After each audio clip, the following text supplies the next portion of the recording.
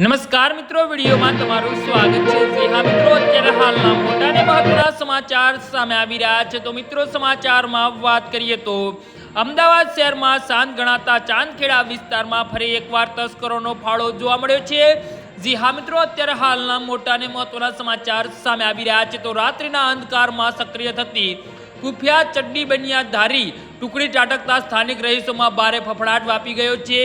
આ ટુકડીના સભ્યો રહેણાંક સોસાયટીઓમાં ઘૂસી ચોરીના ઈરાદે રેકી કરતા હોવાનું પણ સામે આવ્યું છે। ચાંદખેડા વિસ્તારમાં આવેલા શ્યામસાર બંગલોમાં મોડી રાત્રે આ ટુકડી ત્રાટકી હતી। જ્યારે સોસાયટીના રહીશો ગાઢ નિંદ્રામાં હતા ત્યારે આ શખ્સોએ સોસાયટીમાં પ્રવેશ કર્યો હતો અને આ ટુકડી ખાસ કરીને તેમના પહેરવેશ અને હાથમાં રાખેલા હથિયારોના કારણે જાણીતી છે। સીસીટીવી ફૂટેજ પણ સ્પષ્ટપણે જોઈ શકાય છે।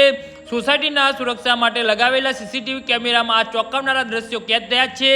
ફૂટેજમાં મુજબ ટુકડીના કુલ 4 શખ્સો શ્યામસારથી બંગલોના શંકાસ્પદ હાલતમાં ફરતા જોવા મળ્યા હતા અને આ ચારેય શખ્સોએ માત્ર ચડ્ડી અને બનિયાન પહેરેલા હતા અને તેમના મોઢા ઢંકાયેલા હતા। તેમના હાથમાં લાકડાના દંડા અથવા તો તીક્ષ્ણ હથિયાર હોવાનું પણ પ્રાથમિક દ્રષ્ટિએ જણાવાઈ રહ્યું છે।